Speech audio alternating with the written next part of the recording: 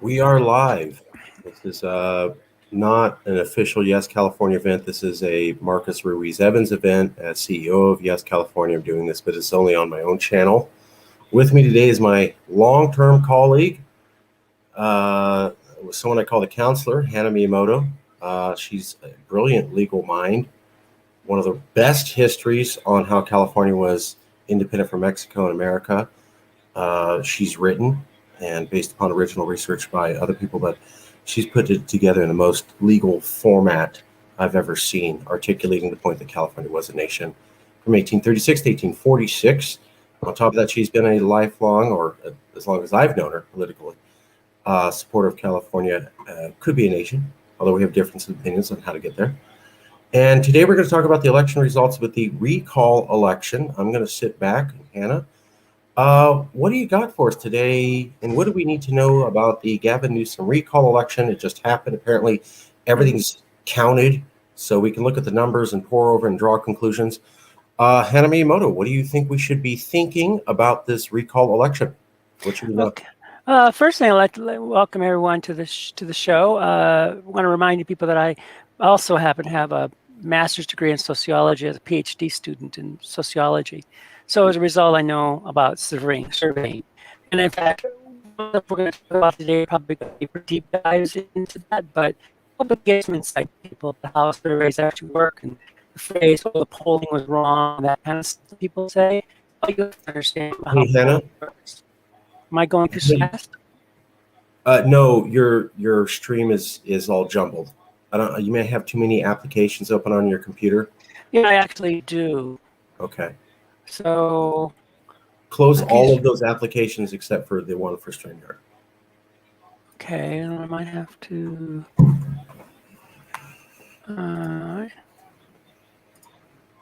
Let's see here. Polling data. Kind of. Some technical issues? Yeah, I don't worry about it. Let's go cut this out. Maybe let's start over again. Close all. Oh, David Raquello. Hey, yeah, we're going to do political analysis here as soon as we figure out some tech issues. Gotta love those tech issues. Gotta love them. Yep. I got a really good guest. We're going to break it down. I just gotta get him on the internet first before we can do that. We're going to be talking about the Gavin Newsom recall election. While we're waiting, I'm going to go over some stuff that I noticed. So let's do a share screen.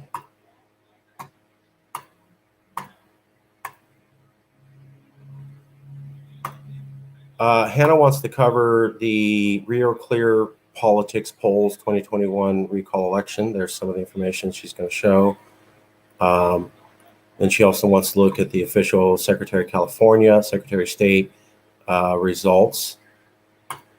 I want to point out that earlier polling about this election showed that 46% of voters were willing to get rid of Newsom, and 48% wanted to keep him. So this was a very reputable poll. It came out in August.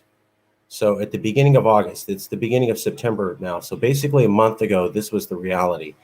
Give me a second. Let's see if Hannah's back in. Nope. All right. Hannah's device is not connected, so we got a few more minutes to keep streaming. And there we go. There you go. Hey, Hannah. Thanks, better. Sorry, everybody. Now I got to go and adjust the camera again. Okay. Because well, you do that. I'm going to keep sharing screen with some of the other stuff that we'll I didn't realize you'd decided to go live on this. Yeah, because once we program the time, you have to. Well, I mean, I didn't know you were actually going to be live. I did not know that. I'm sorry. Well, that's all right. Okay. It's a good thing I put a little whatever. Okay, everybody. Yeah, that should be it. We will also be covering.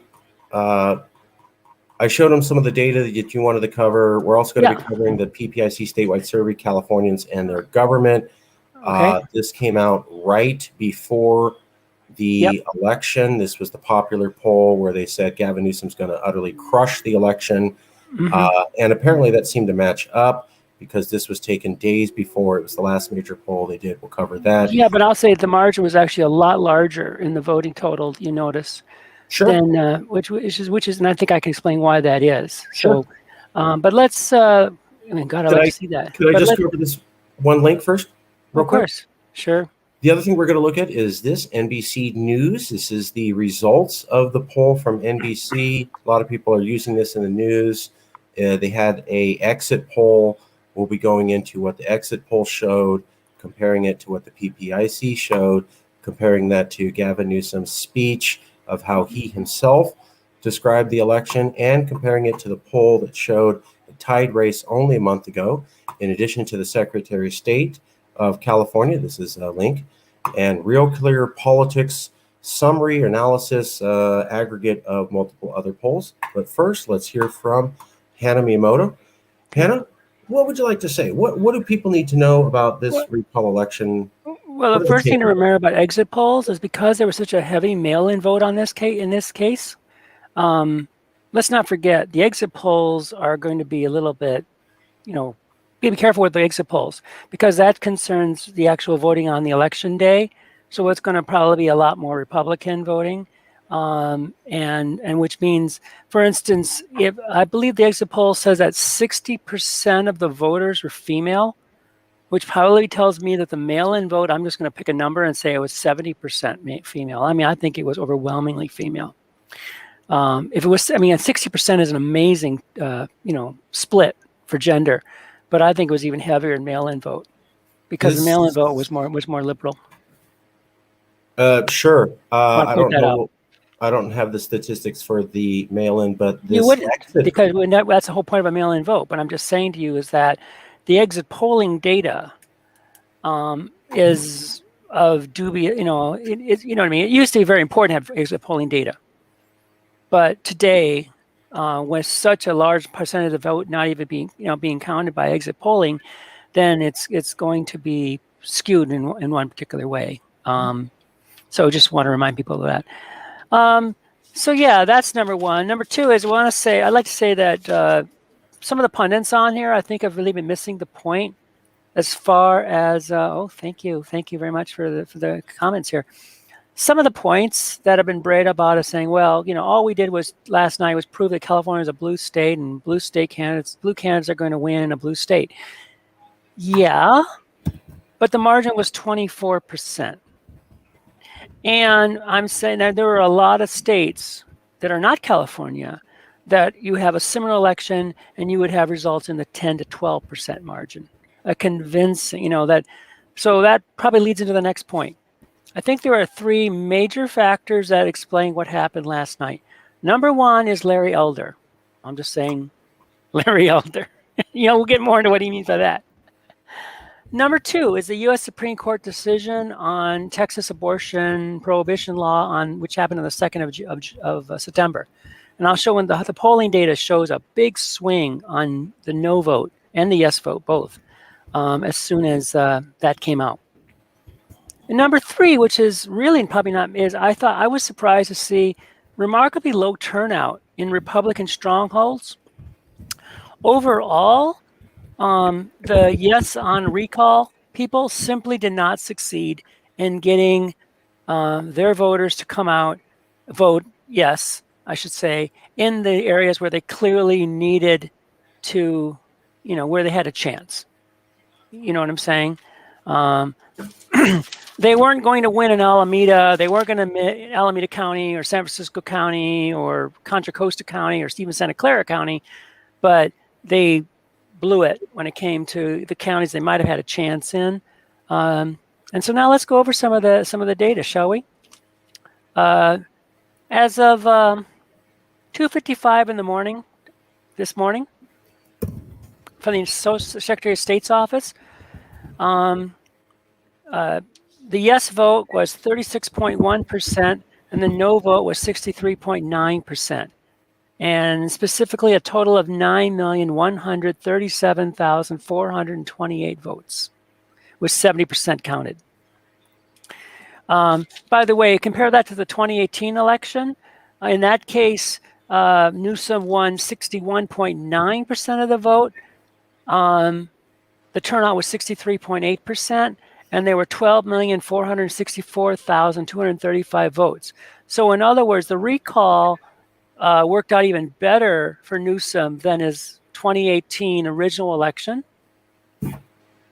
On the other hand, the turnout was considerably smaller, but still very heavy. 9 million votes is not a small election. Also, the Part 2 election, I think, has also been overlooked a little bit. I found out that there are 5,057,345 votes that have been so far, that were counted in that election so far. Now, that means that approximately half the people who voted in Part 1, the recall yes or no vote, chose not to choose anybody. So the don't vote for anybody else strategy apparently did work, because it does reflect in the totals. Now let's take a look also. The top 5 candidates, just so you know. Mr. Elder, 2,373,551 votes for 46.9% of the total of the Part 2 vote. The next guy down was Paffrath, who got 9.8% of the vote, followed by Faulkner with 8.6% of the vote, Ross with 5.6% of the vote, and then Cox, the candidate that Newsom defeated in 2018, only 4.4% of the vote. And that's really crucial. We're going to get to that later, but I'll just say this right now. My analysis is that the California GOP is in some terrible troubles because, Faulkner, look at that, 47% for Elder and less than 9% for Faulkner. Faulkner, that's Kevin Faulkner, people. That's the former successful, I think, reelected, successful mayor in San Diego. Faulkner is a real politician. He's got real achievements. He's good at speaking. He's an adept politician. And Elder got about 5 times more support. And what I would say is that a lot of people are going to say that, oh, if we'd only had a candidate like Faulkner, we would have won this election. And that's probably true. But the Part 2 vote tells me that, yeah, but in any given California gubernatorial primary, the results are going to be the same. Thank you for the highlight. That a Faulkner candidate is going to get defeated by an Elder candidate because Elder talks like Donald Trump. And of course, Donald Trump was specifically one of the people that Gavin Newsom mentioned on election night.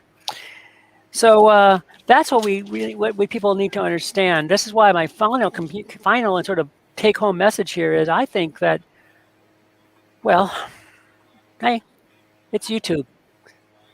The California GOP, the California Republican Party is not a dead party. It is an undead party. It is like a zombie, and it just sort of roams around, harming people, mindlessly causing chaos. It simply doesn't know it's dead. Do you know what I'm trying to say here? That analogy I'm making here, Marcus? It's dead, but it doesn't know it's dead, but literally dead, but doesn't know it's dead. Shell, and it walks around in the night, and it looks like it has a human body, but there's no brain on it. It doesn't have human emotions, so it has the shell of humanism, but there's no actual human there. Right, and if it wasn't harming people all the time, it would be kind of amusing to have around. Republican Party, just like in the movies, right? I mean, you don't have a zombie movie unless someone's getting hurt, right? Right. Yeah. And I mean, they were talking about the Republican Party was dead. I remember doing interviews with Republicans in the Valley, and they were talking about that before Trump, because they were going down. And then the Republican Party completely backed Trump, which was while Trump was attacking California. And I mean, I was just like, you're already on your deathbed, and then you decided to take a vial of hemlock with another vial of Clorox bleach. Okay. And then you're surprised about the political strength of your party afterwards. I mean, backing Trump was strategically the dumbest thing they could have done. And they hardcore went for it.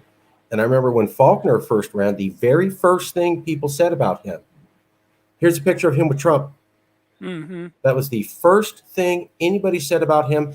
And right after he got some press attention, they came out with that picture, and then he dropped right away with that photo. Same thing they did to Jenner. Jenner talked, and then a day later, they were like, here's Jenner with Trump, and then dropped. So we have hard results that the decision of them marrying the president at the time was a horrible long-term decision for them. And we saw the results years later, which is now. Yeah, I'm just trying to say that regardless, and I have actually seen, I think Armanda Marcotte in Ceylon, I think she pointed that out, that, hey, you know, hey man, the Newsom ads were, or if they weren't Newsom ads, they were at least no on recall ads that connected Elder to Trump. Absolutely true. But I'm pointing at is that any Republican, anyone who's going to win the California GOP governor's primary is going, or any statewide GOP primary is going to result in an Elder candidate, in a Trump type candidate. And I also want to reflect too on it, saying that I know I'm saying a lot of really nice things for Mr. Faulkner. He's never been my mayor. I don't live in, but I kind of know him in that respect, because you know. And in anyways, that it is not hard. It is hard to be a good middle of the road candidate, and a politician in California or in any state, but especially in, right. It is hard to be a middle of the road politician.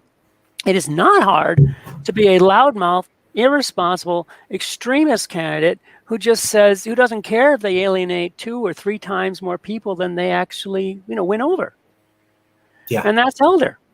Yeah. I mean, Elder is, people are saying, well, is his star up or down?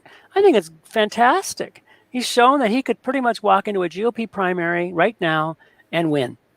And then he's also shown he would lose very, very badly. This would happen again and again and again. And by the way, we're going to show this in the polling data a little bit. Well, I have some friends of mine who are African American and Californians, and they call him Bump, the Black Trump. To them, he's literally identical. Some of the conservative colleagues I have say, well, he said that Joe Biden won fair and square, which apparently is a sin to say if you're a real Trump supporter that it was a legitimate election. And so they go, see, that's why he's not like Trump. And I go, well, hold on now. The guy said racism isn't real, sexism isn't real, all the undocumented have to go, and we don't need any pandemic protocols. Like his thing was like all of them were gone. I thought he was going to do something wise, like maybe take a more conservative stance, like Newsom went too far, we didn't need this and that, but it was just no, none of them. And I was like, none? And you're going to run in California. And remember too, that statement was not just said offhand, off the cuff. That was in his TV ads. That was in the elders. I saw the elder TV ads were saying, I'm going to get rid of all the COVID mandates. So he's literally gone on and blasted him. Yes, David, thank you. Definitely. I'm not saying that Faulkner is everything. And, there's probably a reason why he's not mayor of San Diego right now. I'm just saying the fact that he was at least good on the social things. I know he never got in trouble on LGBT rights in San Diego, but I think it was also kind of a point when he kind of had I remember that came up. What are you going to do for women in California or something like that, or if you're in your administration or something like that? And he did not do well with that question. He just didn't seem to know what to say, and I wasn't sure what was going on except to say he's just worried about looking too liberal. And I don't know. It was, like I said, it's just the zombie metaphor, and boy, I hope people pick that up, because I think that's really what's going on here. You have an undead party, and if it would just wasn't hurting anybody, I guess it'd be kind of cute, but in fact, it's hurting a lot of people, and it doesn't really care, and it's causing a lot of chaos as well. Chaos and harm is what it's doing. So quick rundown on the numbers.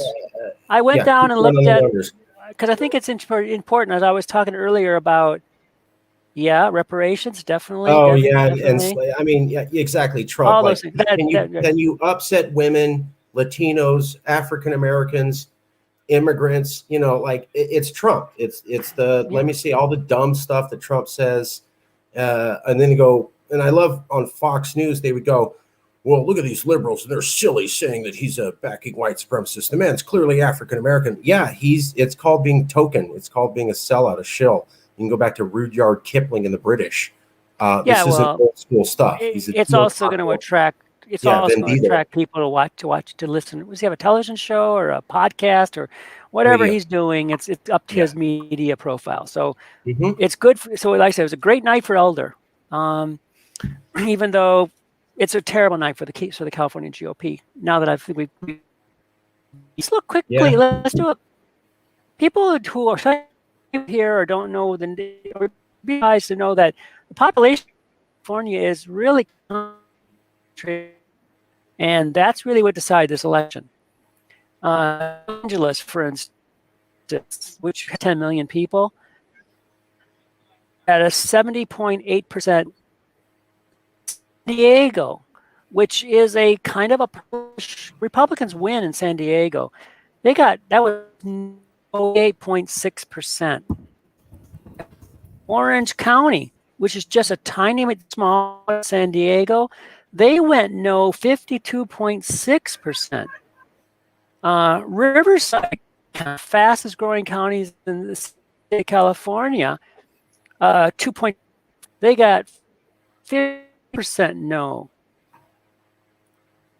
Bernardino, million people, 52 is flat no. Number 10 in the state, they got 49.8% no. Kern County, which is, of course, largest city is Bakersfield, I believe, right? They just got Bakersfield, right? Bakersfield was 41.9%. I'm sorry, 58.1%. All the way down to Kern to find a county that was actually willing to recall Newsom. The majority was willing to. And I'm saying is that Orange, without Riverside, without San Bernardino, you don't get those. You got to get those by at least, 60, 70%, I think. Well, and of course, with Los Angeles, you can't Los Angeles, that's probably number one too, right?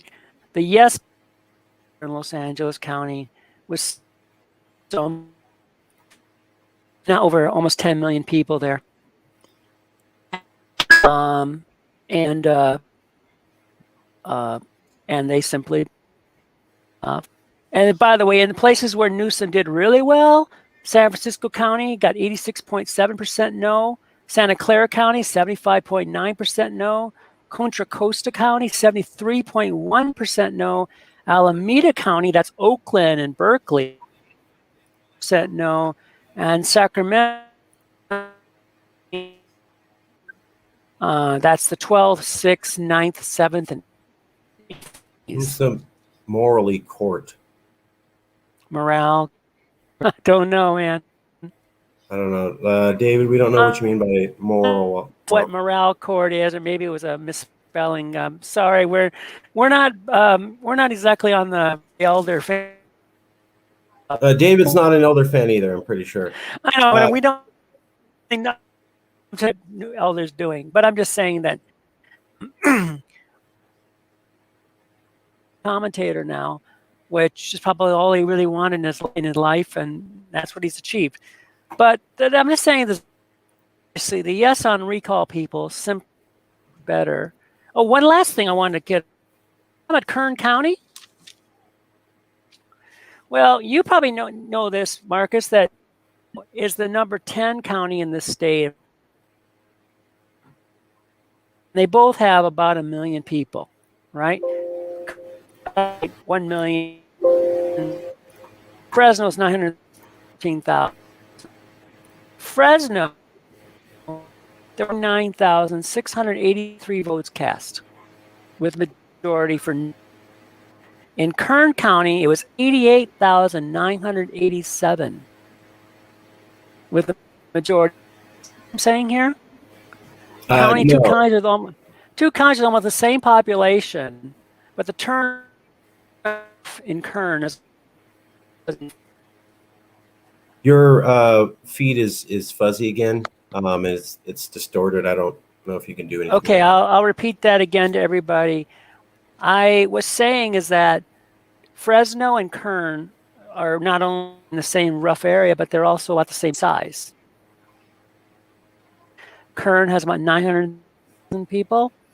And I'm saying is that in Fresno, there were about almost twice as many, just about 179,683 votes cast. And in Kern, it was 88,987. So, in other words, even if, you see what I'm saying here, Marcus? Even two counties of the same population, it was just abysmal compared to Fresno. That's what I'm trying to say. And of course, it was heavy in the district. I'm sorry, the no on recall, the yes on recall people had to win, which is Orange, Riverside, San Diego, San Bernardino.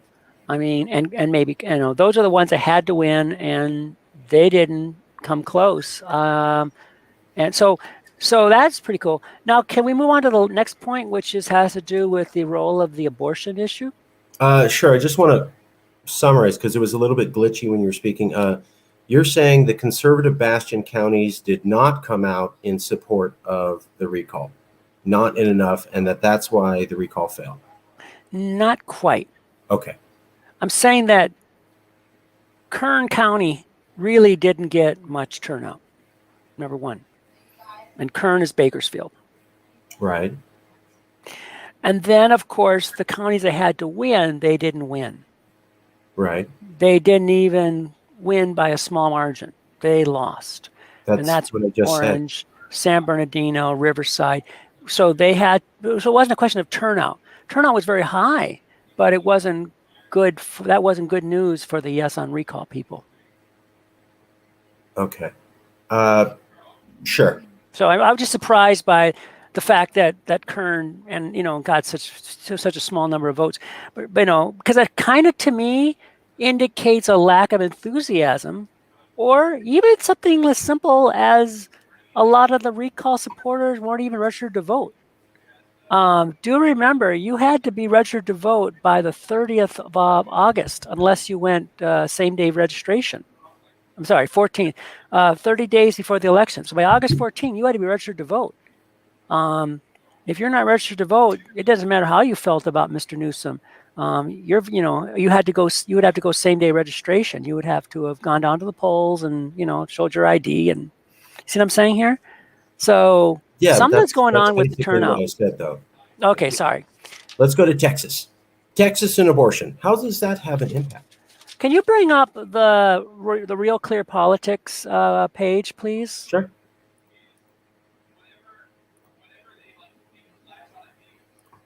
Still waiting. Yep. Give me a second here. Okay, sorry. Sorry, viewers, I'm pretty unfamiliar with this technology. There you go. Nice. Pull down to the graph. That graph, my friends, shows us. Maybe pull on a little further so they can see the dates on it. See the graph there, folks? What you're seeing there is that's a rolling average of the polling data for all the polls according to Real Clear Politics. Okay? And you can see the black line is the no vote, and the red line is the yes vote. And you can see that yes, go all the way back down to July 4 or something like that, all the way to the left. Would you please, Marcus? And you can see that yes started out low back in July 15. And then it sort of went stutter step, right? Well, not stutter step, actually. I'm sorry. This reflects the fact that there weren't a lot of polls early in the period. That's why you get this kind of step-like look at it. But nevertheless, I'm going to just take a quick look in my own URL to see when it was that Larry Elders actually announced his campaign even. It was right about here. Larry Elder announced his campaign. 13 July. Yeah. So. On there.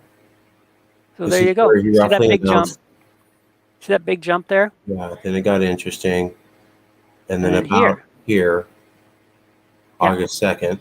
Right. And. Yeah, and right, don't forget, right, that's a good point, that even while this was going on, he's getting all this negative stuff about domestic violence and things like that going on, right? I mean, yeah, I'm trying to find the gun. So the news was that he held a gun to his ex-wife or his ex-fiance. Yeah, so at least around August 20th, she starts saying that it may have come out sooner. Oh, here. He opposes gun control and the minimum wage. So you started to see some bad news about Elder. And then August 20th, here's his fiance. We go back to Real Clear Politics. There you go. It's about that news about Elder's coming out around here. And he comes out here, clearly helped get interest. Somewhere around here in August, it starts plateauing. I think that's when you actually started seeing them taking Elder seriously, and you started seeing things about what he said, like sexism isn't real. And then this whole month we get to around here, and there's talk about his fiance having a gun pointed at her and other stuff. And then around here, August 29th, it gets very real as we're going into the election and splits. Yeah, exactly. I mean, let's go back to one thing. Now, remember, I just said, so the 14th was when the you had to be registered for the election by the 14th, which means about a week later is when the ballots started coming out, and we got news stories that said, hey, your local county election officials are mailing out a ballot, and be on the lookout for it in your mailbox, right? So look, August 29, and you start to see the no vote just climbing and the yes vote falling. Well, that's probably interesting, though, right? I guess I should say, there's actually reflecting two more things. No, that's 29. Now move up to the next one, to the right. And that's September 1, and then move up. Okay, that I think is what you see there. That first break, that's the fact the general public's coming interested in this campaign because they're starting to realize the ballots are coming out. But what about the next bump? Look at the next bump after that. Yeah, because it plateaus from September 1st to September 4th. You have your two camps, but there's no real movement. Then on September 4th, you start getting even more wide divergence. Right. And what happened on September 2nd? No, that was the day that the Supreme Court allowed Texas abortion law to go into effect. September 2nd? Right. September 2nd. Right there. Right there. And then, what else could it have been? You're looking at a 10% shift right there. Yeah, because there's only 3 days, and I remember when the news came out, it took 1 or 2 days for people to get what it was because it was a different kind of law, and they were playing different tricks. You know, they didn't say that the state officials were doing it. It punished individuals, and it let other individuals sue them. So I think here's Texas abortion. It takes them a few days to figure out what the hell this means. People are freaking out about here, and that's when you see the wide divergence. And go furthermore on that, I will say, to go further on that, to say that, and another factor here is because Larry Elder gives all the impression that if he were the governor of California, he would use that power anyway, as much as he wants or much as he could get away with. You know what I'm saying? Yeah. That he would act like Governor Abbott in Texas, except that even though he was a minority, in the minority, it's a political minority voice, that he would not try to get along. He would just try to get his way. And I think that, so even though it's true, in other words, Larry Elder could never have prohibited abortion in California, no matter what he wants to say. Right. But he could use his power to somehow make it more difficult. Or it was just a chance people didn't want to take. Like I always thought, even if Larry Elder gets in, they were just going to pull another that movement they did with Trump where they just blocked everything. And it would be even more successful in California than in America because it's 2/3 Democratic House and 2/3 Democratic voters. So he wasn't going to get much done anyways. But it was too scary, right? We learn about Elders comes in here, skyrockets. We learn about all the garbage he's talking. Hey, women, if you're sexually harassed, just get over it. Hey, minorities, there's no such thing as racism. Slavery's cool. I will undo all of the vaccine mandates. We don't need any of them. Trump's a cool guy. So they're putting up with it here, and it's not really changing anything. And then somehow it starts this, like you said, the ballots come in here. So now people are choosing. It gets real, right? They talk. Oh my God, it's real. Then we go, okay, I'm choosing my ballots. And then right here is when you say, Texas abortion ruling comes out. Gives them a few days to figure it out. And then once people realize what that Texas abortion ruling means and how it can affect Californians, and there was news about that. Oh, and Feinstein. Don't forget Senator Feinstein. Yeah. Potential being replaced him for some reason. Yeah, I think that's all those things. And it's like I said, these things are, again, a conjecture. You can have a good argument in the comments. I'll help participate in it. But I think that if you had to put your finger on anything, that's it. I agree. Thank you. Yeah, I think that's it. So I think those are the points that I think we brought out at great length as far as what you're probably not picking up. Although maybe in the LA Times, there's some really good political and analysts there, but I think a lot of people are going to miss those 3 points, and especially that last piece. That I'm thinking about this. I've known a lot of people who've run campaigns. Marcus, in my time, and I've been involved in a lot of campaigns myself, and I can tell you that politics is awful because you want everything to be stable, and you're in a world where nothing is where there's always going to be something coming out of left field that you never expected. This was it. True. That was that thing. But again, the last thing, did it change the result? We look at those polls. Clearly, no. Maybe I should go back one more thing to that Real Clear Politics, because remember, look at the final margin. It's only 14% or something like that, right? Well, what's interesting is it started to shift again in a big way, but it was right before the election. So see this. This is significant. This is a plateau, and then this is a reversal of trend, like the day before. Chill out. Look at those numbers. That's only at 1%. That's margin of error. I understand, but it's trend-wise. If the election was over here, no, we'll never know. It's high. No, I think that simply, no, polling doesn't work that way. But what I think also happened here, by the way, was look at the total margin. You've got a difference of 16% there, right? Mm-hmm. Okay. So what was the total difference? 24%, right? So what I'm telling you is that polling was in fact outside the margin of error here, or it was very close to the margin of error. Absolutely. Yeah. It predicted the right result. But the margin it predicted was nowhere near what happened. Yes, absolutely. But I do think there is something to say about the news does affect this. This is the day that it came out that Newsom's wife helped Harvey Weinstein get clear of raping women. Oh, yeah, maybe that was what day. Look, I can't even see. You can roll back and see that. That's 1 day difference. That's 1 day before the election. Roger? Yeah, 12th. I think it's the 12th to the 13th is what you've got there. And one more thing too, Marcus. Remember, you're looking at a rolling average. You'd have to be looking at, like I said, the other thing that but the piece I'm trying to say here is I think also is, remember, these are likely voters, and this is the biggest trouble that pollsters always have. If you've ever been polled, they'll ask a question like, are you registered to vote? Yeah, okay, yes, no. And then the next question being, basically they're trying to ask a question like, are you planning to vote, right? They want like on a scale of 1 to 5, whatever, right? What's the likelihood you're going to vote? You know what I'm trying to say here? Yeah. Right? That's really crucial. And what I think happened was the pollsters underestimated the number of likely voters that they thought. The reason they didn't pick up the enormous margin there was because they just discounted a lot of people who said, no, I'm definitely going to vote for no on recall, but they didn't expect that there'd be such a huge turnout. And you can get thrown off by likely voters. I saw candidate John Drake was the second ranked candidate according to Emerson just a few days ago, and then when the actual vote came out, he dropped down to one. And what happened was a lot of his supporters, who were young people, didn't actually go vote. And they said they were excited.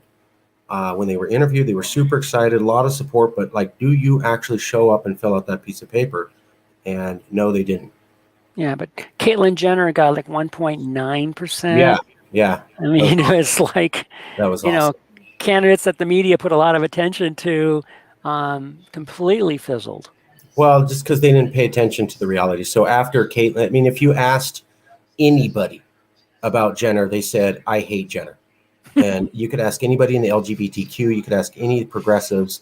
That's what people were saying on the ground. Now, the media never really picked up on that. They just go, Jenner, Jenner. But early on, the signs were there. And I never really heard anybody pick up on, you know what? LGBTQ people hate Jenner. So you can't even get your base. You're going nowhere. That was early on, and they never mentioned it. I see what you're trying to say. You think that Jenner's base was LGBT or would have been transgender. Would have been, yeah. And that's certainly, that's where they covered her. And obviously, you're probably right. An LGBT liberal candidate would have been a real different factor in this race. But still, So anyways, I think that this is what thank you again. Comment on there. I think that this is what we really are seeing here. I think it was the likely vote. I think it was that they thought that. I think the pollsters sort of presumed that the that the yes on recall people, the people who really hated Newsom, were really motivated because they really hated Newsom. But they really, and I'm not saying maybe they weren't right about it. Maybe they did. Maybe those people really were. I mean, there were certainly a lot of yellow yes on recall signs on the side of the roads in my neighborhood. I live in Oceanside, California. But on the other hand, I think they really underestimated the number of people who would vote against the recall. I think particularly they underestimated women voting. I don't know when pollsters are going to get that right, because exit polling again. What you want to go bring up that exit polling data? Wasn't it? You said am I right? It was 60% for females.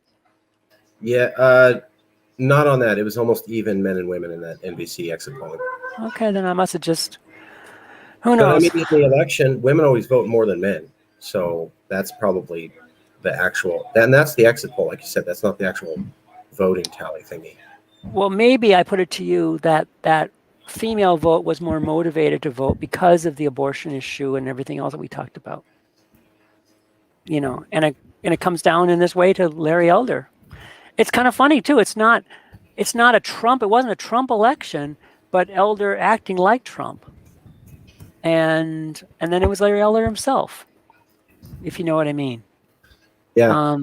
He tried to be more extreme, or maybe is more extreme than Trump, and he blew the election himself. So in some respects, I do agree with George Will and and David Frum and people like that. But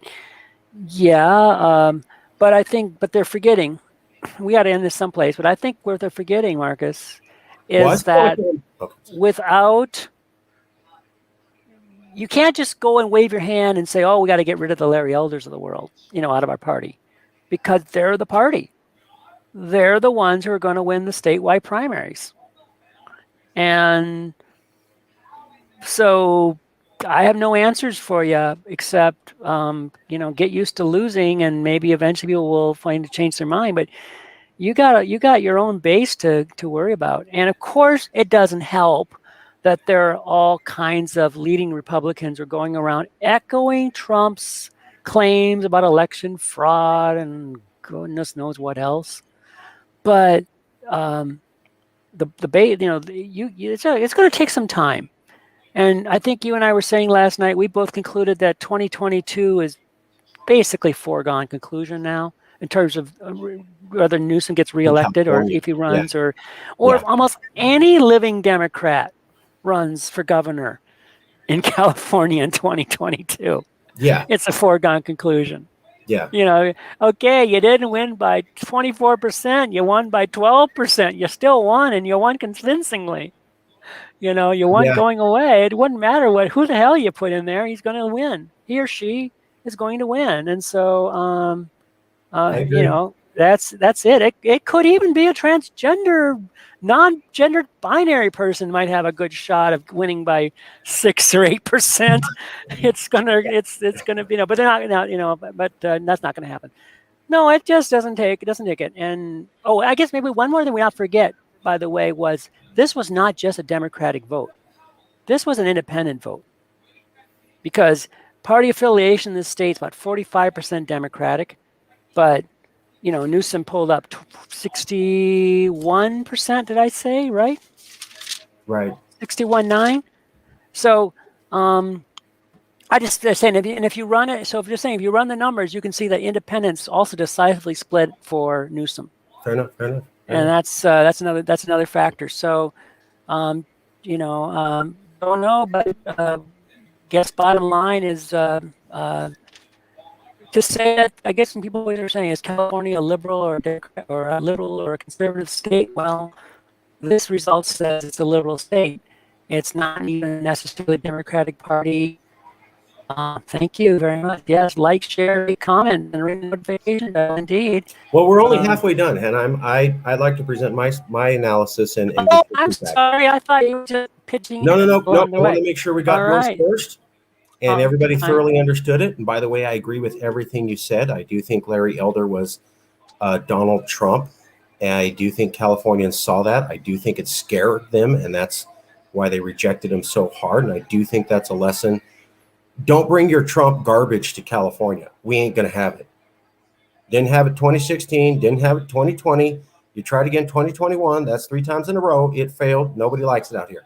Now I understand you can find a few people who are going to wave flags, but they're 25% of the population, right? That's not that. So the other thing, I totally agree. Texas, and I think that's related to elders that Californians see what's going on in America, and they know that America is nowhere near as progressive as they are.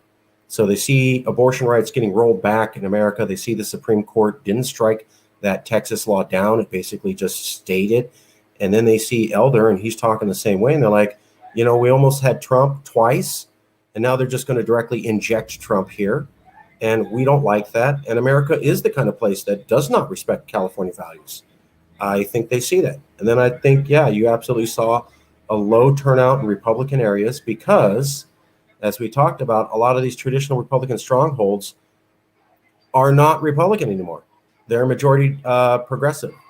Now, maybe it's 45-55, but like here in Fresno, we vote blue every election. I know San Diego, Orange County, Riverside, Sacramento. These used to be Republican strongholds. And I think the Republicans still hold on to this fantasy that they are, but they're not, and they're never going back that way. Demographics are only going in one direction. I don't think they want to hear it.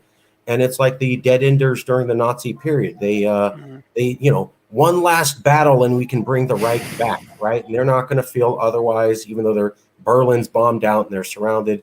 We see this all the time. They're called dead enders. The Japanese in World War II. Can I actually ask you, what do you think about the Kern County turnout level, though? I mean, why didn't more people vote in Kern County? I think that, well, so I think what happened is that people realized it was going to be Elder, and they were like, oh, God. And I think that's why I predicted Gavin Newsom was going to beat the recall, but only like 54%. And I was off by 10 percentage points, which is a wild lead being off. However, in my defense, and I have we'll show the data here, and I think it was Elder terrified them. I think he literally terrified them. They thought Newsom might win, and then it looked like a little bit he might lose. But then, who were we talking about? Everybody knew when you asked, it's going to be between Faulkner and Cox. And say what you will, but both those guys are rational. They're not insane. They've actually governed. So I think people are like, yeah, it's going to be Faulkner. Yeah, it's not what I want, but it's not the end of the world. And then it was, they're gone. It's going to be Elder.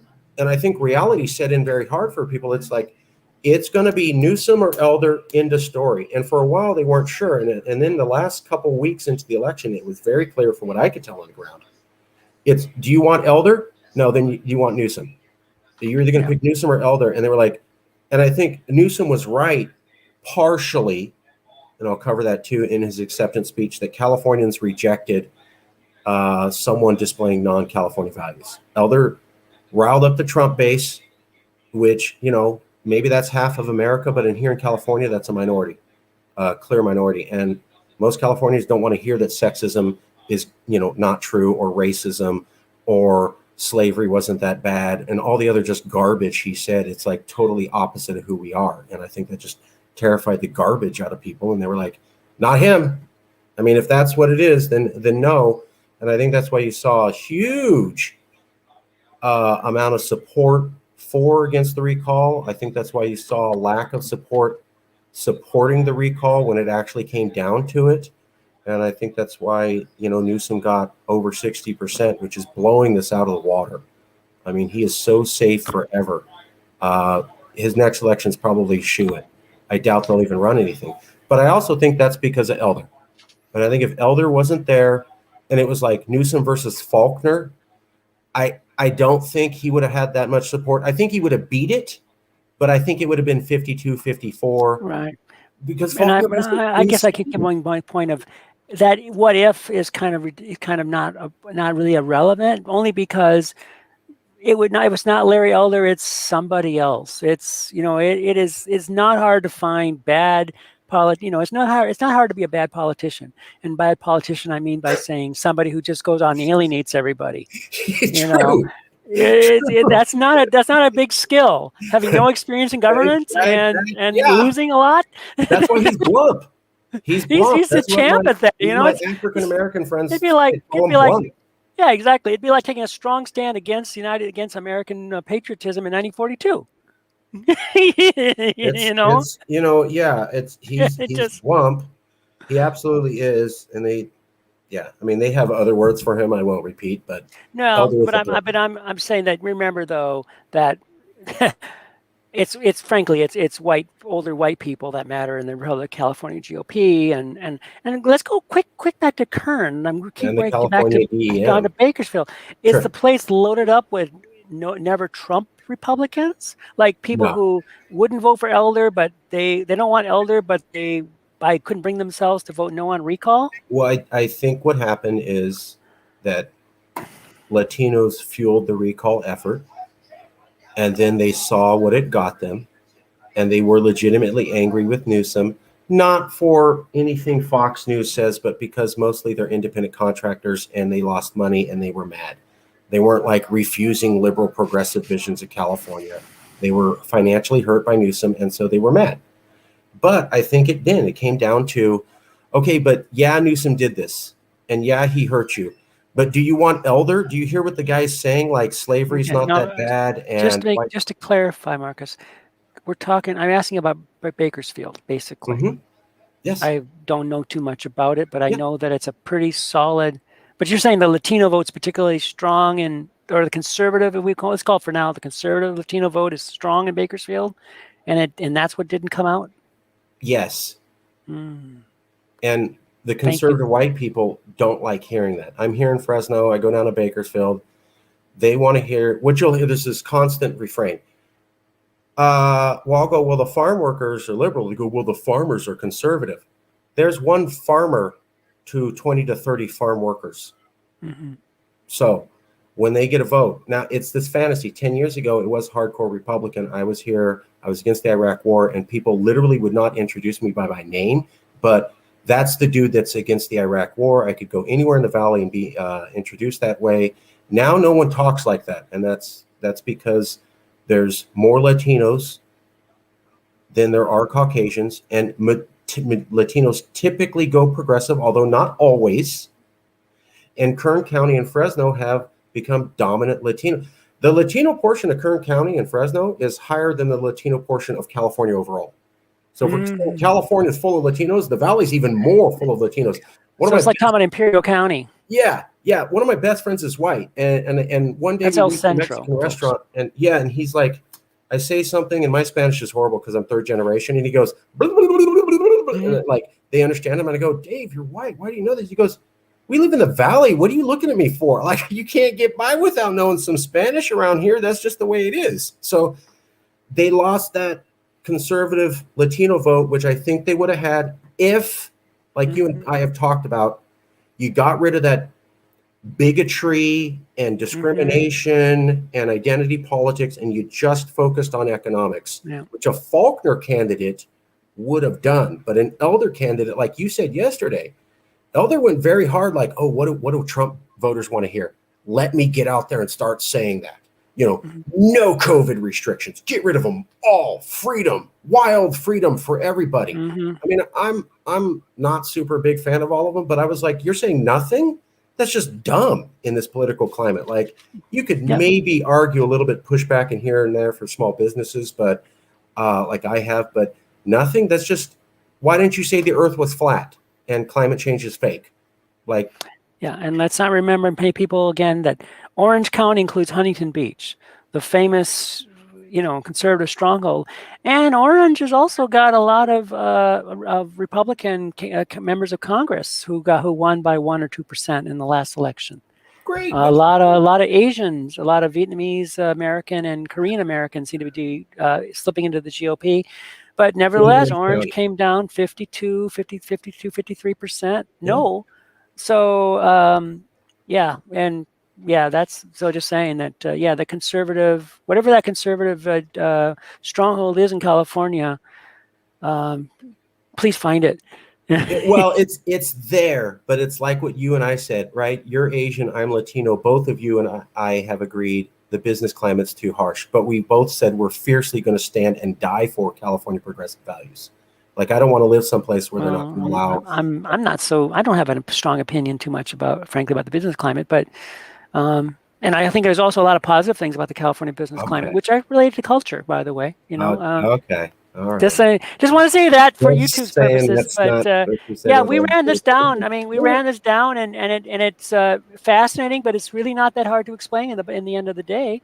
I agree.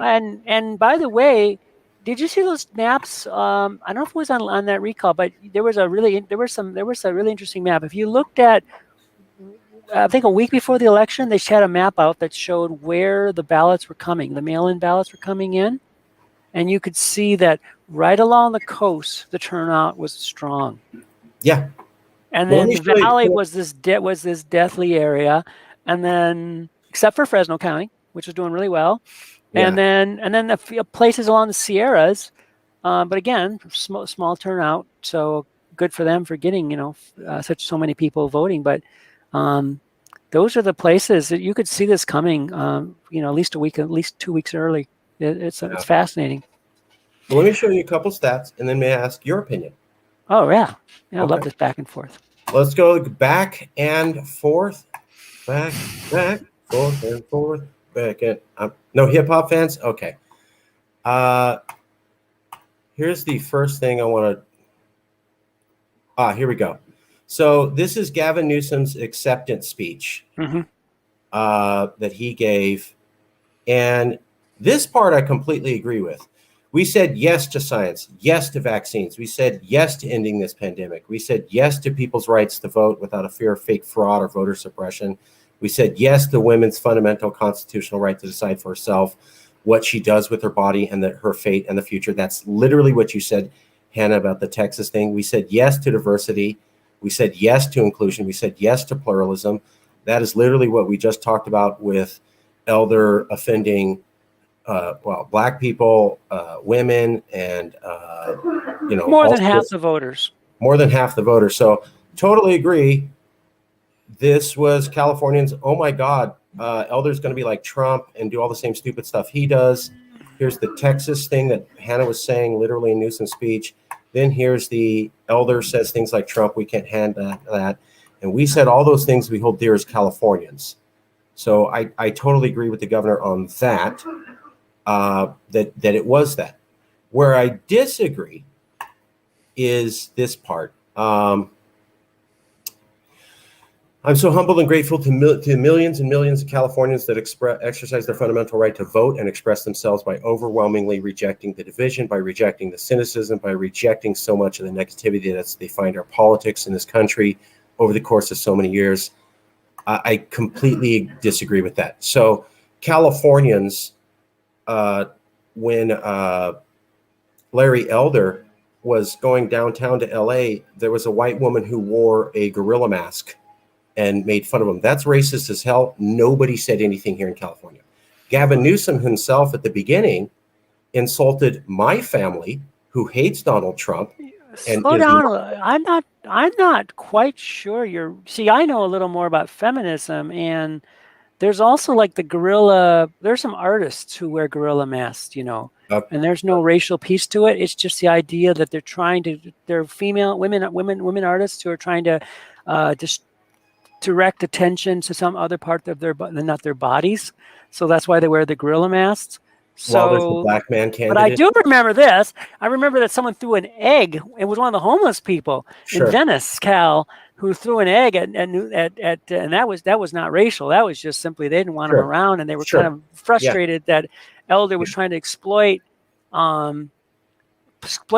I will point out that I actually saw, it was kind of funny that was going on in San Diego. I watched the local news, and election night. They had Cox in, I believe, Escondido, but they had Cox on local television, and Cox addressed homelessness, but he said, we're not just going to sweep the streets. We're not going to just, he did actually make some specific, talked about, more treatment, and even talked about taking people under custody, under conservatorship, and things like that. So. But he was trying to be compassionate. He was really trying to be the compassionate conservative. And I was kind of surprised. I thought that the local television in San Diego were in fact, helping the yes on recall vote. But again, we look at these numbers, it just wouldn't have made any difference at 5 o'clock at night. I agree. Let me just get through a couple facts. 5 o'clock election night's a little late to try to save a campaign. Let me just, if I may, just get through a couple things, and then we'll go to commentary. This is Gavin Newsom's thing. We reject division, the cynicism, and rejecting the negativity. That is not true. So the Democratic Party of California and the governor himself projected that anybody who liked the recall was a secret Trump supporter who was upset about that and a white nationalist.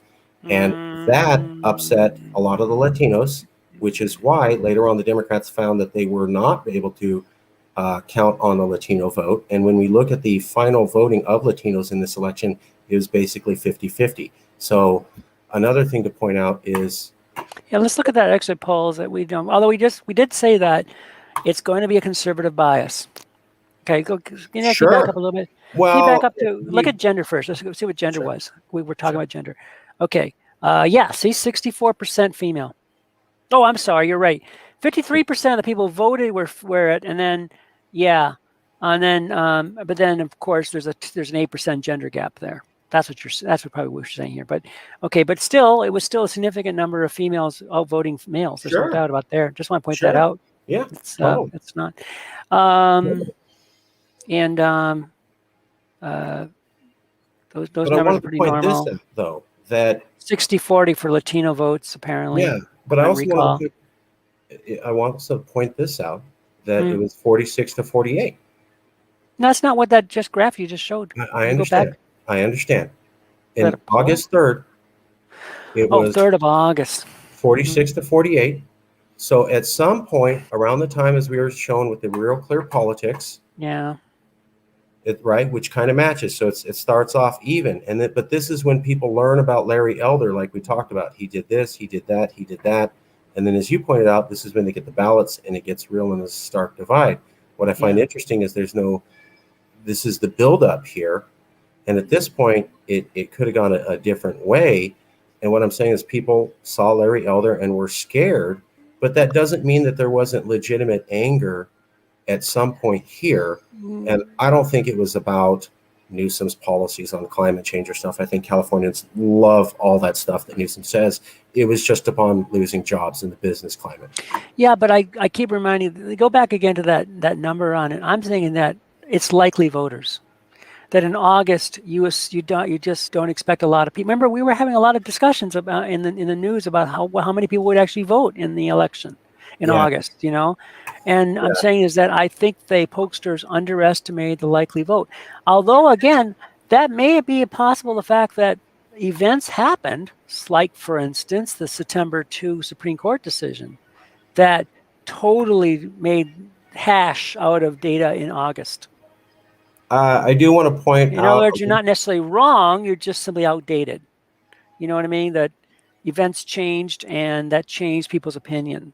So that's what I'm saying. But we're agreeing. That's what I'm saying. No, I'm not. No, I'm saying to you is that what you look at the August data and you're saying, okay, roughly 50-50 on among Latinos for recall.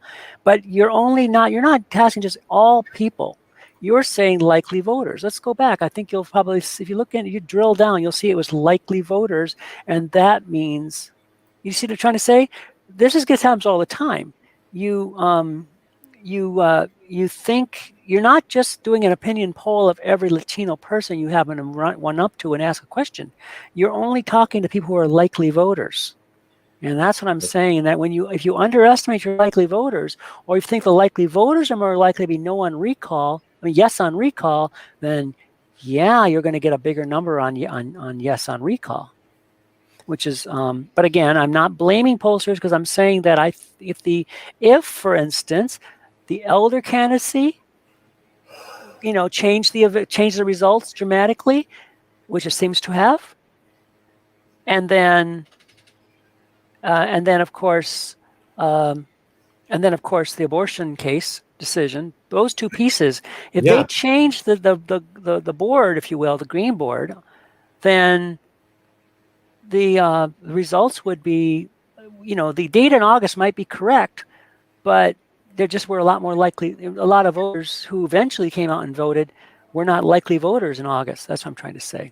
That's to really get down to it. Repeat that again. The number of people who were actual voters in September may have not been likely voters in August. And there was an assumption that if you were yes on recall, you were more likely to vote. And that turned out to be not true at all. Fair. And again, maybe go back to Bakersfield. Bakersfield, sure. Right? That's where you just did not see the turnout where there would have been a lot of yes on recall people. Yeah, I agree with that. I'm just saying at one point, there's a huge data line according to Real Clear Politics and this poll that showed that there was a 50-50 support for Newsom. It was not overwhelming. And that was a month ago. And that between that point and this point, we have Elder and we have the Texas abortion thing, which I think makes it very real. And I agree with the governor when he says people saw what could happen. It became very real, like what you could lose. Mm-hmm. And I think that's why there was a massive amount of support for Newsom. And that's why I think he dominated this race. However, that also means if there wasn't the Texas abortion thing, and if there wasn't Larry Elder talking like Donald Trump, and if it was just Faulkner, Newsom might have just beat this. I still think he would have beat it, but it would have been like 52-54%, which would have revealed a lot of what I'd like to show now, if I may. Yeah, except maybe not. What about party affiliation? Well, of course, the thing is, you probably wouldn't have a high motivation. Well, if I could just show these polls real quick. Yeah. Okay. So I know it's a little bit blurry. I'll show you the real sources here. So here's the NBC News exit poll, which came out right after the election. This is the Public Policy Institute poll, which came right before the election. This is the one everyone's talking about today. This is the one everyone was talking about right before the election. So likely voters only. If Gavin Newsom is recalled from office, do you think that things in California would get better, get worse, or make it no difference? 33% said it would get better. 41% said it would get worse. 20% said would make no difference. So you really only had 33% who said definitively. And this is PPIC poll is the one where they go, Newsom's going to win by 60%. It's guaranteed. Widely cited in the news. What was not widely mentioned was this question here, which kind of showed like, if only 33% if Newsom is recalled from office, do you think things would definitely get better? Like only 41% said definitively it would be worse. Okay, Mark, let's take a look at job approval. Sure. His job as governor, 53% approve. Yeah. And 39% disapprove. Now, I like this number because it matches my estimate of how the recall would have gone. I think he would have won by about 53, 54%, and the disapprove would have been about 40%. What I find interesting is that you're going to see this number again if we look over here. I know it's a little hard to reach, but if Gavin Newsom is removed as governor, would you feel excited or optimistic? 40%. Concerned or scared, 53%.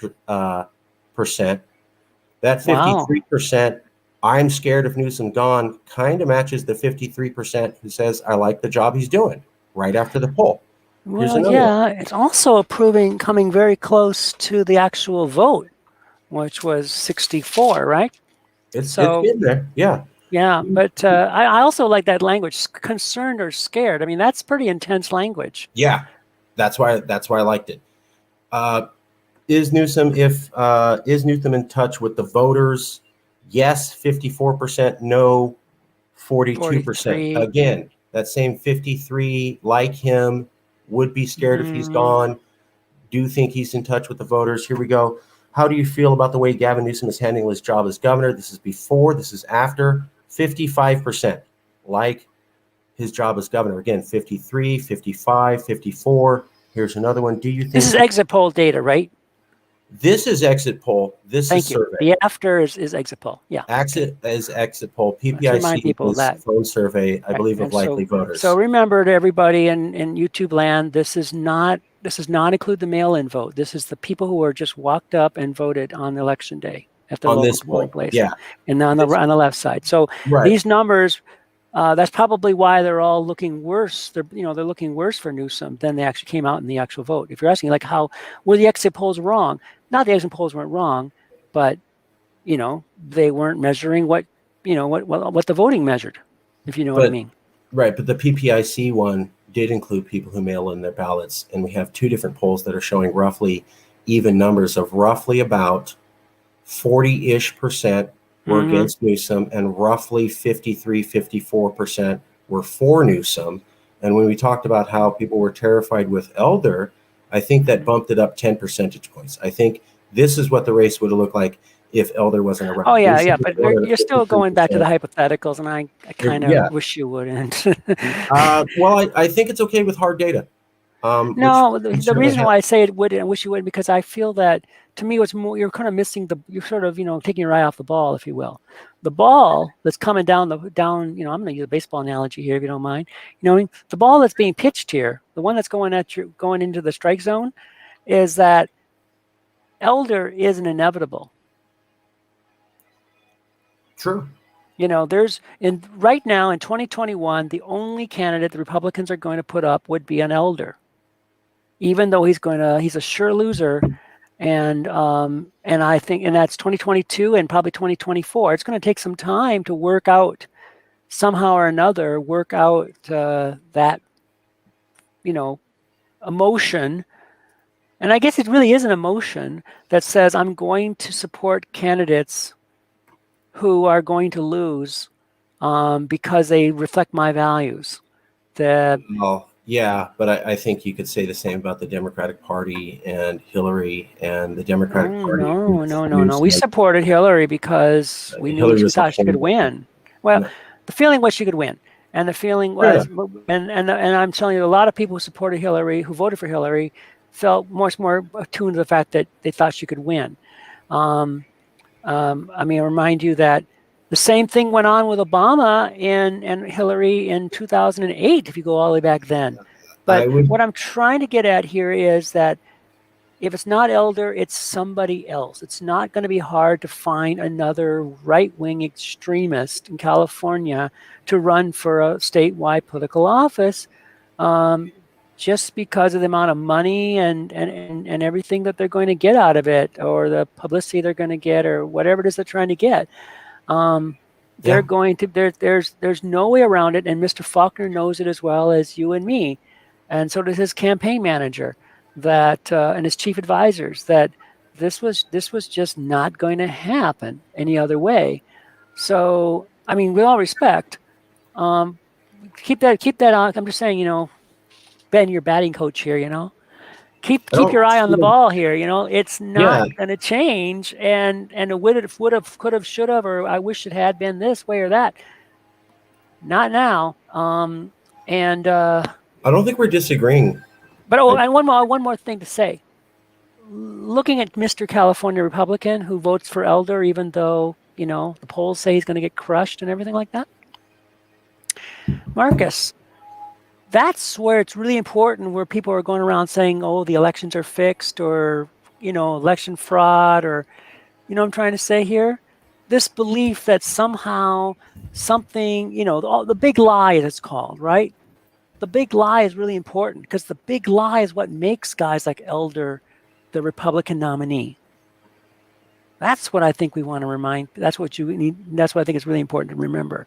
Is that if you didn't have some people spreading the big lie, then Republican voters might get a taste of reality, wake up and smell the coffee, and and start thinking about, like you said, who can win, who can bring us slightly, a little more conservative viewpoint to California politics. that's what they should do if they're rational. I don't view them as rational. That's why I left years ago. Uh, and I agree with you. They don't have a chance at statewide offices anymore. This was their last hurrah. It was a fluke chance. They maybe made something, but they're not going to do it. They're going to pick an extreme Trumpist, like you just said, who's famous, and that's what they did with Elder. And they'll get a lot of traction and a lot of money and a lot of attention, and it'll seem great because that candidate's able to really rile up the base. But it'll be someone who's anathema and can't get elected by the rest of California. Hey, you made a really good point last night. You want to go over it? The one about how you thought that, let's not forget, this really was lightning striking for the California GOP, that they had their best possible shot to get a recall candidate to win. They had their best possible shot to get a California Republican as governor, and maybe since Because you had French Laundry. Yeah, because you had French Laundry, and it just fell into their lap. And you had COVID, and you had a lot of complaints about COVID, and all the restrictions on schools and businesses and things like that. And then you had COVID, which the courts gave them a really almost unlimited amount of time to collect signatures as well. Do you remember the exact how much longer they got over to? I mean, talk to the Yes on Recall people, how long they had to collect signatures? It was a lot more than it would have been otherwise, right? It was extended, but it was extended because there was COVID restrictions. Yeah, And but so it was. Let's just set that aside. They had what, 60 more days? Right, because of COVID restrictions. Because for the first time in a century, people were told they can't go outside. I'm not going to say it was unfair. I'm Okay. not trying to argue. I'm just pointing out that you made the point, and I think you made a good insight. So I'm patting you on your back here, Marcus, saying you made a real good point that if there was a chance to recall Newsom in 2021, they had it. They had it now. And they should have had a famous person who didn't talk like Trump, but did do their stuff. That's what I took away. Right, and they should have had a Schwarzenegger, or something like that. But of course, such a person, Faulkner shows, such a person was never going to win. There's never going to be the lead. And also, we found out here too, right, that the California voter is a knowledgeable voter who follows the polls closely enough to know, like you said, this is not a yes, recall Newsom, keep Newsom. This is do you like Newsom or do you rather have Elder? Yeah, I agree. They figured that one out, really, They did. really early and really strongly. But what bothered me was that 34% of California in 2016 and 2020, about a third, 25%, 34% voted for Trump. 48% at the beginning of August, before Elder was a serious candidate, as we covered, were for the recall. And yet, up on there. I think I did some research, and I do believe that that Elder's candidacy, he was the front runner from the beginning. that's maybe shocked people, but he was a front runner from the very beginning. Sure. These are fine. I mean, in August, I are think bad. by August he was already clearly the leader, and I think he was at 30%, if I remember right. And that's when Okay. people were like, "Wow!" And then, of course, good God, he rolls up 49% of the vote. What was it? I think he was. I mean, yeah, but 47. they didn't. The media really didn't start taking them seriously until going into Okay. August, when we saw that trajectory period where they started coming out with. I mean, because he got softball interviews on Fox News, right? And then it was when you really started seeing, like, okay, well, what's this guy's plan for this and that, and the questions being asked that a serious candidate should be asked by everybody. Then I think it started trajectorying in a different way. But I just wanted to point out that the anger about the recall was legitimate, and I think it's going to be try to be framed. And I've seen people already framing this as people love Newsom and they thought he did perfect on the pandemic, and because look, 66% voted for him, that means 2/3 were for it, and they loved all the stuff. No, Mm-hmm. half of Californians were upset when they were faced with the option of, are you going to throw away all your values in order to have your business back? They clearly said, no, I want my business back. I'm upset, but I'm not going to throw away what we're for. And I love Californians for that. What I don't like is that the California Democratic Party and the governor himself said, oh, it's not just 38% of California was for Trump, it's 48%. Anybody that backs this recall is a white supremacist Trump lover, including people like my mom, who's a full-blood Mexican and cried when Donald Trump was elected. She was called a white supremacist who loves Trump. That's not accurate. That's insulting. That's divisive. And it's a lie. And that wasn't okay. Oh, well, yeah, like I said, I think that, well, let's get back down to it. You're just not going to have any other options in the CAGOP. We found out last night. I think that part two value was stunning to me. That Elder did so much better than Faulkner. I just think that dead and Cali. I don't want to say that. I just said I'll say it. You guys are dead. You shouldn't have backed Trump. You shouldn't have backed him in 2016. You shouldn't have backed him for the 4 years going through. You were already on the deathbed because of Wilson. And what you did was, let's totally offend all of Californians and show them we're completely out of line with their values, and back a guy who hates on all of California for who we are. Dumb. But let's also back up the price of not backing Trump if you're a COGP, California Republican, would have been becoming Massachusetts. Charlie Sykes I think it's Charlie Sykes, but whatever. I think it's in Bulwark, has a really good article just this morning, Marcus, where he says, "Hey man, look at Massachusetts. They got Republicans over there, and they're not backing Trump, and they're not backing Trumpism. But the price of that is they get Trump going around all the time talking about how they're disloyal." You know what I'm trying to say? There's a real hard price that's paid when you don't support Trumpism if you're trying to be a California, if you're kind of Republican. And that just was not a price that they wanted to pay in California. I think they're cowards. I think that what you're talking about is a real effect in America. I think this is California. And I think there's so many Californians who were Republicans and were disgusted with Trump that I might buy that in Massachusetts or Kentucky or Alabama. I think here in California, you could have fought back. There were enough Republicans who knew Trump was horrible. And a lot of them were here. This was the most anti-Trump Republican place too. I know we have a solid Trump supporters. I'm related to some of them, but we had a ton of never Trump Republicans here. They had money. There was enough to fight. You chose not to fight because it would have been tough and you would have been called out and you would have had to stand for your values. And you were a coward and unwilling to do that as a Republican. So I don't give them a righteous fear thing. They were cowards. Do you think California is headed towards becoming a one-party state like Hawaii? It already is a one-party state. Well, yes, but in Hawaii, what's happened is a number of Republicans who are pro-choice, particularly, switched parties, and that's why you get the calling Hanabusas and people like that. You listen to them saying, "Are they really Democrats?"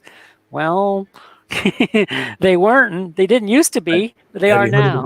Have you heard of a guy called Paffrath?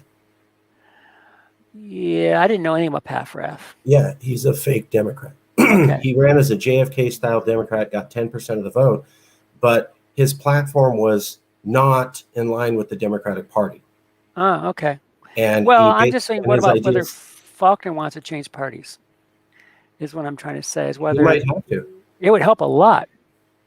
He might have to. He might have to. You Yeah. can't. I mean, Californians are just not going to put up with your friends with Trump.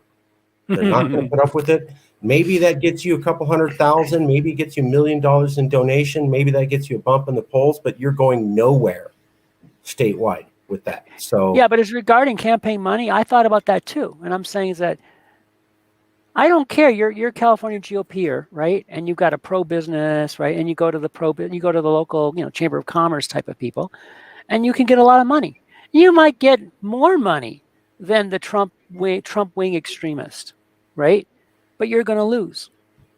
That's what I'm trying to get at. What I'm saying, it's not. It's like you're going to lose because the voters, the people who wrote in the Republican primary, are not interested in anything but Donald Trump and Donald Trumpism.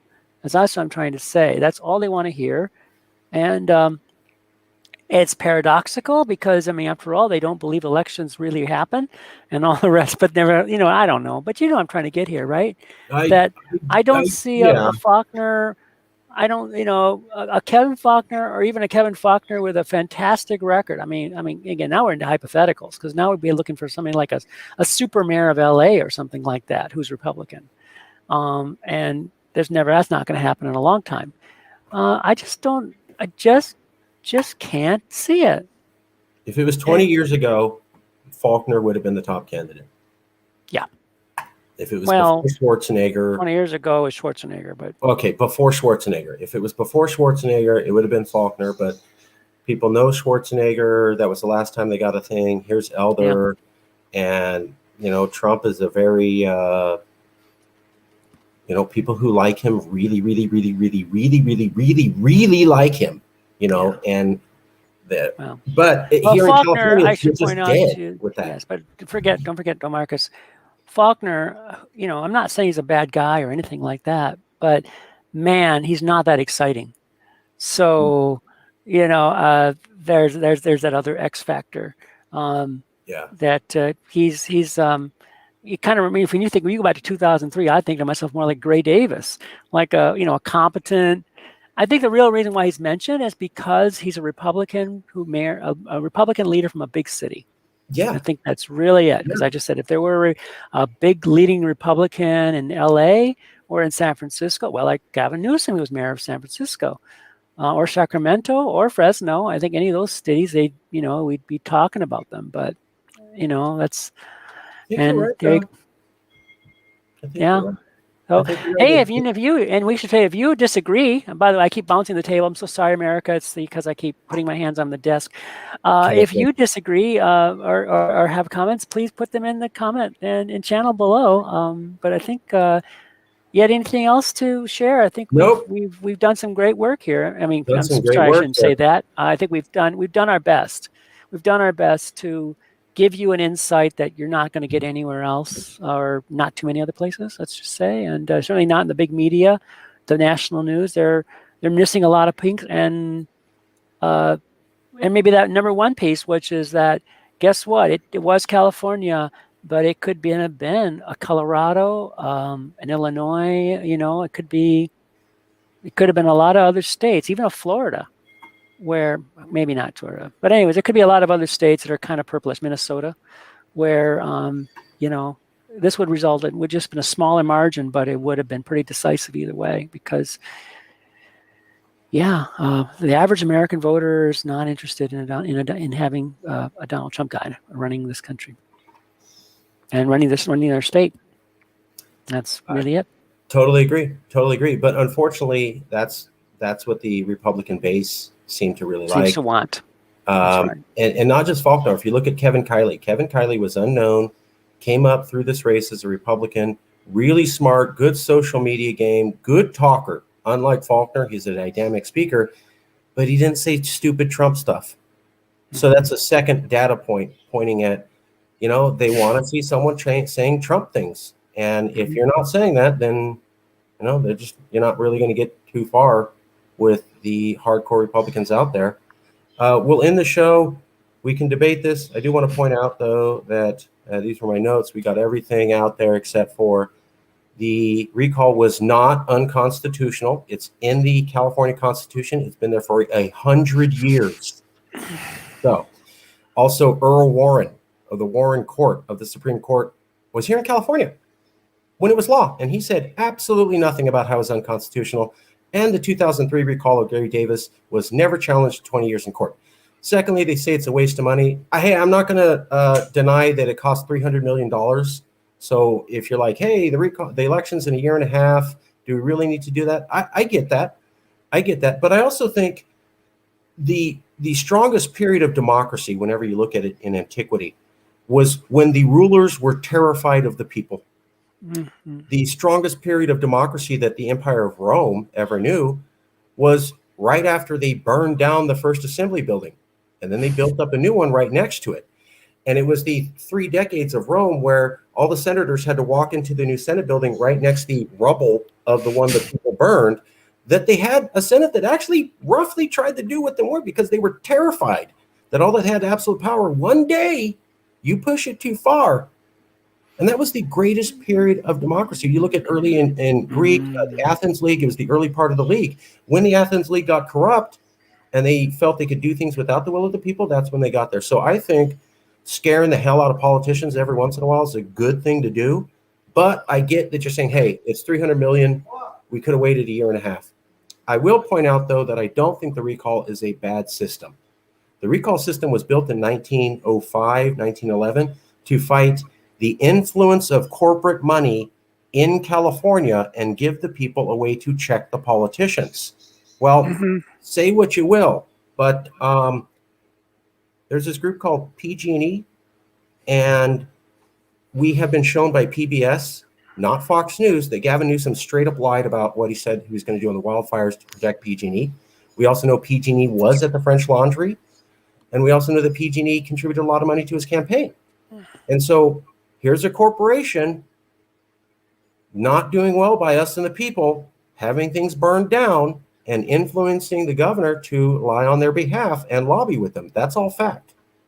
So I do think that the vision of Hiram Johnson over 110 years ago is as applicable today as it was then. We'll leave it there. Thank you, Hannah. Well, I'm sorry. I want to say the first thing, I don't agree with some of these things you just said. Of course. I have such. So that's just want to say. I don't want to say my silence should be taken, but I did want to say, as far as the idea about it was constitutional. The idea being of it is a system where you could wind up having a governor who gets in with a very small percentage of support, and that is a problem. Because it doesn't take a relatively large number of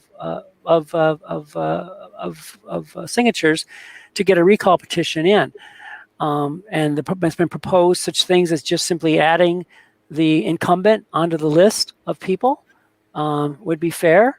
Yeah, that's been suggested because that wouldn't cost any money and would prevent that. I know it would be ridiculous because we would be like saying you want. Yes on recall, and then but in reality it wouldn't happen, would it? I'm cool with that. So anyways, anyways, I just say that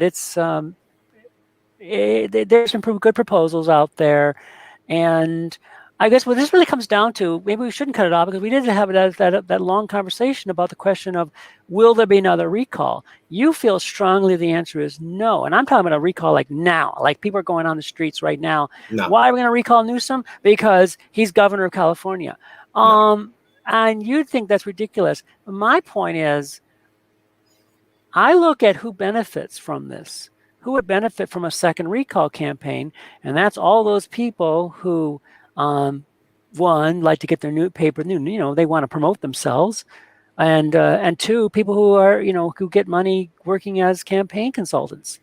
Is there? And here's the bottom line: if Republicans were worried about looking ridiculous, you're absolutely right. You would not go for a recall right after you lost recall. But you're talking about a party that doesn't really care if it looks like a donkey. I'm saying that because I'm being polite, right? Yeah, That's right. They literally don't. If they don't yeah, care, that's the best counterpoint you have to what I said. then right, Best then argument against what I said. sure they can go back out there and Yeah, recall again, you're right. Yeah, you're and right. because there's no incentive not to. You just go out there. It takes somebody else's money. You go out and hire some people to go out and collect another million some signatures. Oh, and one more thing. Don't forget, Marcus. It would take less people. Well, maybe not. I don't know. That's the good question. The fact there were 9 million votes in the recall, does that count as the recall number? It might be. I don't know. So there's some interesting things, but the fact is that yeah, it's and the real problem is the recall system was designed so that it was designed to democratize the system, but what it's done is given enormous power to people with money. It's actually in a lot of ways that's that recall, that's initiative, that's everything, right? Good causes, do not, good causes, don't have money, they don't succeed, but some, what can I say, I don't think know if about I agree with that. the divide California, three states. There's a great example of where you've got like one guy with a lot of money trying to get mileage on an idea that basically has no support, right? I think you agree with me. You know what I'm talking about Yeah, but that the those polls proposals are not. Those sure, but supporters are represented by more by money than they're represented by actual grassroots support. that's fair. However, that doesn't apply to this recall. So this recall did not get money to do signature gathering until well after they had a lot of grassroots people doing it, and that only happened after the restaurant incident, and it's the fifth attempt. So if it was easy, they would have got it done the first 5 times. They didn't, and they only got a boost because of the French Laundry, and it was people on the ground, and the money only came after they had enough people collecting the signatures because the National Republican Party didn't think it was worth time or money here in California. So Huckabee and them only got in like at the last 3 seconds before midnight. They finally started putting some cash in just to make sure it was over. Okay, But I and I agree. know you know GOP's my dead in beta, and California. I'll run dead. Yeah. They're Okay. zombies. Okay. Yeah. All right. Let's keep our heads out above water. See Okay. you soon. Bye. Take care, everybody. Thank you.